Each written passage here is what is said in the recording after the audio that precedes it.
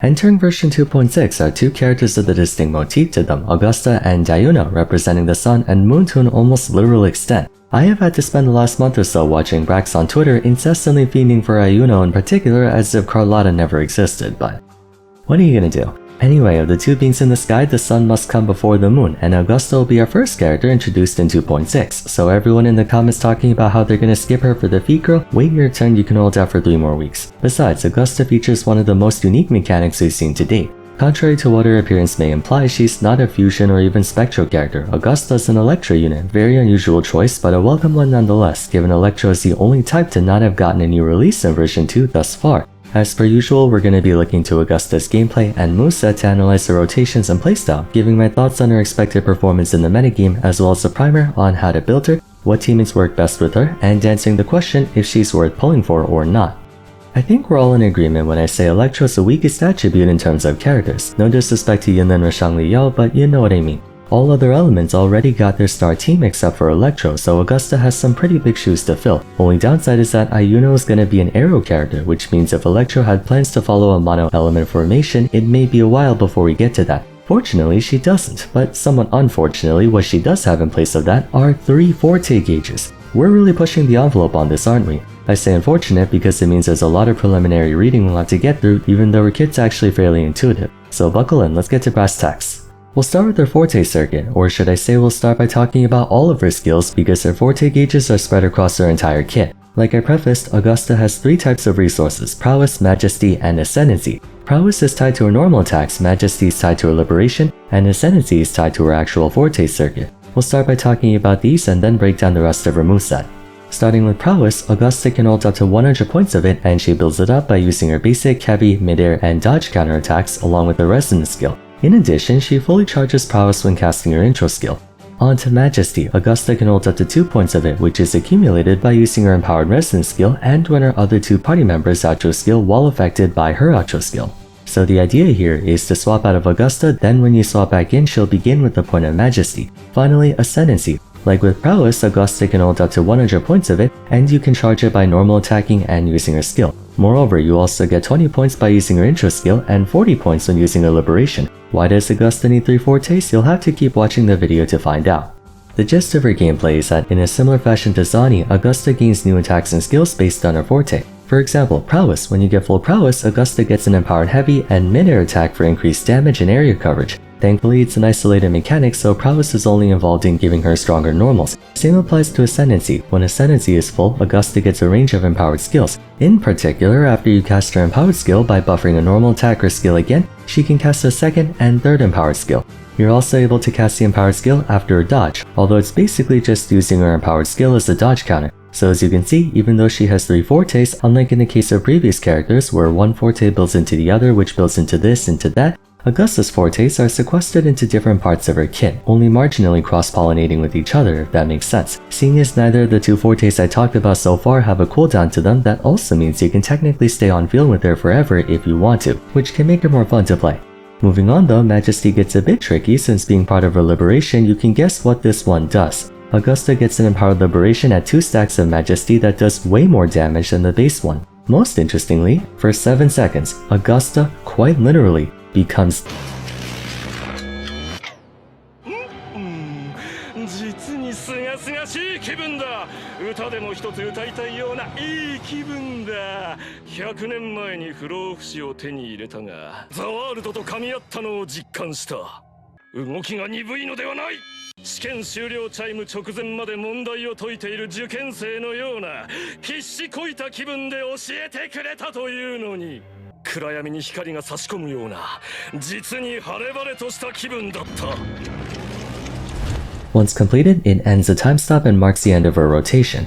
I should also mention the background change you're thrown into is separate from the time stop. The time stop lasts for 7 seconds, but the actual field holds for 30, kind of like Shorekeeper's ultimate. And this has an extra property to it. Augusta can give a shield to her party members whenever they intro in. A decent amount, typically enough to tank one strong attack in the endgame. Pretty handy for a main DPS unit to have. Oh, by the way, when I say time stop, I mean it in the most literal sense. She freezes everything, including buff timers, so you don't have to worry about factoring in Shorekeeper's Stellar Realm time or anything. It literally is the That sums up her normal attack, skill, Forte, and liberation. Augusta's gameplay diverges a good amount from characters before who possess a through line connecting one part of her kit to another part of her kit and then to another. Obviously there's an optimal rotation to her, but the fact that her 3 Forte gauges are self-contained offers a bit of creative latitude in how you want to play her. We'll get into her inherent and intro and outro skills before we talk about her rotation. Starting with inherent skill 1, damaging enemies will give Augusta a small shield that can refresh every half a second. In other words, unless you get bursted in a single combo by the enemy, Augusta is practically invincible, making her even more forgiving to play. Inherent skill 2 is her gain a point of majesty by being out of combat, so in addition to intro skilling in, you can start your rotation with a point by waiting before you get into a fight. Then she also restores Crown of Wills. Crown of Wills is attached to her outro skill, which is why I haven't gotten to it yet. Basically, it's a 15% electro damage bonus, that's all there is to it. Speaking of outro skill, I don't really know how to feel about it. On one hand, it is one of the most versatile supportive outro skills in the game. On the other, I don't understand why it's on her. 15% all attribute damage increase for the incoming Resonator. Definitely odd, considering nothing else in her kit save for the ally shield implies you want to play her in a dual DPS team comp, but under no circumstances would I call it a bad outro skill. Finally, her intro skill is just an attack. Augusta kind of reminds me of a version 1 unit in the sense that it's just individual parts isolated from each other put together. Like if you think about Phoebe, one part of her kit connects to another part of her kit which connects to another part of her kit. But for Augusta, her normals are their own thing, her skill is its own thing, and deliberation is its own thing. Well, I suppose technically you need prowess attacks to build ascendancy stacks to then build majesty, but for the most part the order isn't completely strict. Secondarily, she doesn't play into unique property or anything, no frazzle or coordinated attacks or erosion or anything. She feels like Jian in that way, just a general attacker. Coincidentally, they're both heavy attack skillers. Having said that though, she still has an optimal rotation. The idea is to go through each of her Forte circuits at least once per cycle. Intro skill in to get 1 point of majesty and full prowess. Then empowered heavy attack 1 and 2, then skill which will refresh your prowess, so do heavy attack 1 and 2 again. Then use her base liberation which will get you to full ascendancy, use her empowered skill 1, 2, and 3. This should get you to 2 points of majesty, unlocking your empowered liberation.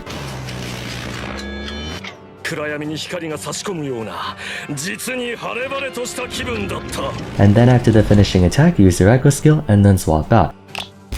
To summarize, intro in, heavy attack 1, 2, then skill, then heavy attack 1, 2, then liberation, then skill 1, 2, 3, then liberation, then attack 10 times, then echo, then switch out. Intro, normal, skill, normal, liberation, skill, liberation, normal, echo basically. Altogether, how good is Augusta in the current metagame? What's her DPS? Preliminary calculations put her anywhere between 60 to 65k damage per second, so roughly around the same weight class as the big hitters like Zani, Cardathea, and Carlotta. Not bad whatsoever. And given the aforementioned point that she doesn't have a specific mechanic, that inherently makes her more self-contained as well. You don't have to explicitly pull for a certain support like Chacona or Phoebe to realize Augusta's strength. Thematically, and not to really spoil anything, there's a heavy implication that Ayuno and Augusta will want to play together given their whole sun and moon motif. But from my observation looking at Augusta's kit, there's nothing outright forcing you to do so, and it's a good thing too. If I could offer one criticism about new releases, I do think they should try to throw in a general DPS or general support here and there. On to sequences. For the most part, sequences of new 5 stars are meant to offer a mixture of DPS and quality of life. But with Augusta not having much in her kit that can benefit from being faster or more consistent, her sequences will primarily focus on stat increases. S1 allows her to hold 2 stacks of Crown of Wills, bumping the electro damage boost from 15% to 30%. Additionally, she gets 15% bonus crit damage in tandem with the electro damage, for a total of 30% electro and crit damage. Then, all of her empowered skills gain super armor, a good starting point and a solid boost to her DPS. S2 is where things get absurd. Each stack of Crown of Wills gives you, and I'm not exaggerating, 35% crit rate. Each stack. S2 gives Augusta a free 70 crit rate just like that, freeing up your echoes to full spec into crit damage. I suppose you can call this a quality of life sequence on account of not having to sweat with echoes all that much. S3 buffs up all empowered attacks across her kit by 25%. Individually, they don't amount to that much, but when added together, this is her second highest DPS sequence behind S6. S4, 20% bonus attack for her entire party when using her intro skill. Not bad, but you know how S4s are at this point. S5, 50% bonus shielding on her inherent skill. Number 5 continues to be the black sheep of sequences, only really there to be a toll gate for S6. Now tradition dictates the final sequence of a character be their most impactful one, and this is no exception. Augusta can now hold 4 stacks of Crown of Wills. If you recall, at S2 a single stack provides 15% electro damage, 15% crit damage, and 35% crit rate. 4 stacks brings you 60%, 60%, and 140%. To handle the increase in max stat count, she's able to get 2 more stacks via using her empowered attacks. By the way, stat empowered normal attacks will deal 2 instances of 75% of Augusta's attack on top of their normal damage, essentially tacking on an extra 150% multiplier to her normals. The damage increase on this sequence is truly staggering. We're talking upwards of a 1.5 times increase in overall DPS. This might actually be the single highest DPS increase on a sequence out of any character, so for the 2 whales who watch my videos, you're going to be enjoying S6 Augusta very much, especially since you can turbo stack crit damage on her and call it a day. For the rest of us though, S2 or S3 is good for dolphins, although realistically, Augusta can easily get by at base. You just have to malt a bit more with Echoes.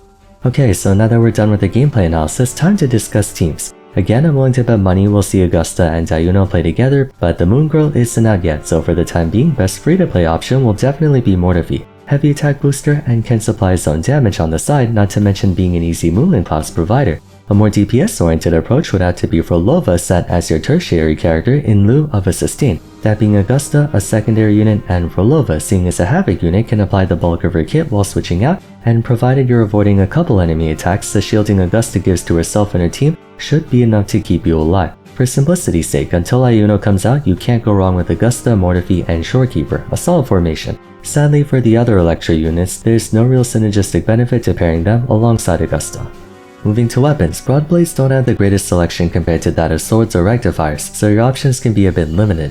An upside is that because she doesn't have any unique scaling or property, anything providing a mountain of stats can work well for her. Beginning with the signature weapon, Thunderflare Dominion, it gives her crit, attack, heavy damage, and up to a whopping 36% defense ignore, definitely setting the bar very high. As a heavy attacker, she can also make use of Verdant Summit, Jian's signature weapon. Granted, we're comparing a version 1.0 weapon to a 2.6 weapon, so the difference in power is noticeable, but for those who pull Jian, you can borrow his weapon. Inconveniently though, the best universal greatsword Lustrous Razor increases liberation damage bonus, not heavy attack, which is a missed opportunity. However, we do have a 4-star option, Ariad Zenith. Crit damage on substat, and at R5 it gives 23% attack and 34.5% heavy damage after casting Liberation, perfect for Augusta. Beyond that and Autumn Trace, that's about all the options you have for weapons, better than nothing though. I would say if you have the funds, definitely aim for S0R1 over S1R0. The DPS increase Augusta's signature gives is just too good to pass up. It's about a 33% increase in damage compared to R5 Ariad Zenith on the upside.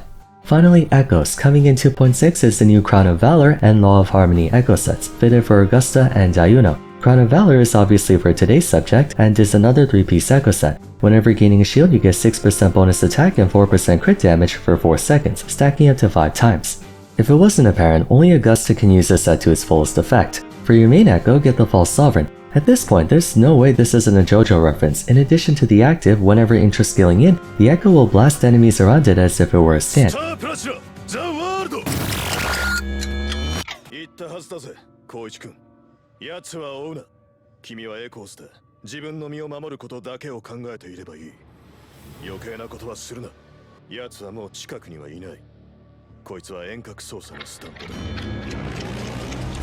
Anyway, for your set effect, you can go for quite a few as they're all roughly in the same ballpark. Best ones would have to be Crown and Void Thunder. Crown and Lingering Tunes is also about the same, so either attack or electro damage can work for your secondary set. Running 2-piece Moonlit isn't too bad either. For your main stats, go for crit damage on 4 cost, electro on 3 cost, and attack on 1 cost. For substats, Augusta can be quite energy hungry, hence why Moonlit Clouds can be advisable for your 2-piece. You'll need around 30% energy regen on Augusta, from then on crit stats and then attack and heavy attack damage. At S2, crit rate's obviously no longer a priority, so you can focus on energy more.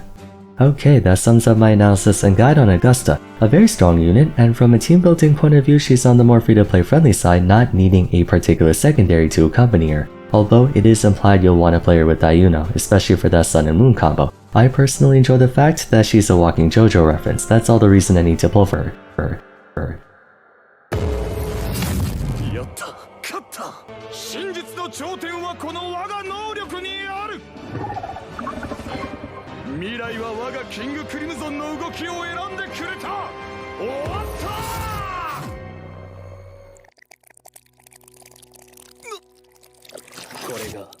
Requiem だ。お前が見ているものは確かに真実だ。確かにお前の能力が実際に起こす動きを見ている。どんな能力を持とうと絶対に行くことはない。これがゴールドエクスペリエンスレクイエム。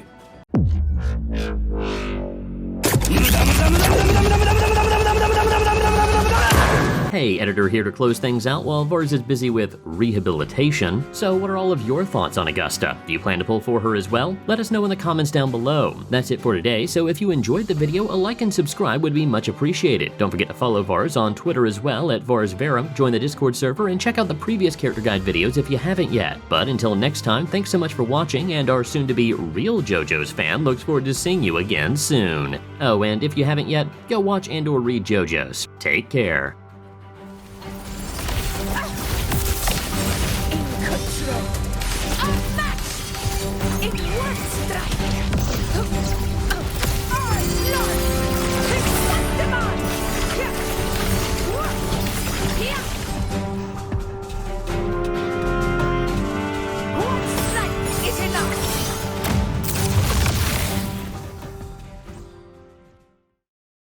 Okay, fine, I'll watch the other JoJo seasons, damn.